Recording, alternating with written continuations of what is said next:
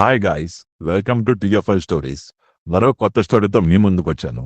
అందుకంటే ముందు మీరు ఇంకా ఈ ఛానల్ సబ్స్క్రైబ్ చేసుకోకపోతే వెంటనే సబ్స్క్రైబ్ చేసుకోండి. ప్లీజ్, మీ సపోర్ట్ నాకు ఎంతో అవసరం. ప్రతి నాయకుడిగా, క్యారెక్టర్ యాక్టర్గా తెలుగు సినీ పరిశ్రమలో తన ప్రస్థానాన్ని ప్రారంభించిన మెగాస్టార్ చిరంజీవి స్వయం కృషితో సుప్రీం హీరోగా మారారు. అక్కడి నుంచి మెగాస్టార్ అయ్యారు. తన కుటుంబం నుండి మరో నలుగురిని హీరోలుగా పరిచయం చేసి ఇప్పటికీ అభిమానులను అలరిస్తున్నారు చిరంజీవి. అయితే మెగాస్టార్ గా కొనసాగుతున్న తరుణంలో కూడా సినిమాలు క్లాప్ కొట్టుకొని అనివార్య కారణాల వల్ల ఆగిపోయిన సినిమాలున్నాయనే విషయం చాలా మందికి తెలియదు. చిరంజీవి సినిమాలు మధ్యలో ఆగిపోవడం ఏమిటనే ప్రశ్న అందరిలో తలెత్తుతోంది. ఆ సినిమాలు ఏమిటనే వివరాలు తెలుసుకుందాం పదండి.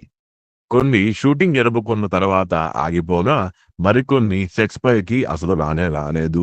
ఇంకొన్ని మాత్రం సెట్స్ పైకి వచ్చి ఆగిపోయాయట. ప్రముఖ దర్శకుడు సురేష్ కృష్ణతో భాషా సినిమా తర్వాత చిరంజీవి హాలీవుడ్ సినిమా చేయాల్సి ఉంది. అబూ బాగ్దాద్ గజ దొంగ పేరుతో ఈ సినిమా ప్రారంభమైంది. కానీ ఇందులో ఓ మతానికి సంబంధించిన పుస్తకంపై వివాదం తలెత్తింది. ఈ వివాదాన్ని నిర్మాతలు సరిగ్గా పరిష్కరించలేకపోయారు.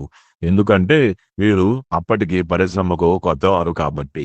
దీంతో ఆ ప్రాజెక్ట్ అలా ఆగిపోయింది. బాలయ్యతో బైనో ద్వీపం, ఆదిత్య 369 లాంటి block buster ever win classics తీసిన సంగీతం శ్రీనివాసరావుతో ఓ సినిమా చేయాలని చిరంజీవి భావించారు.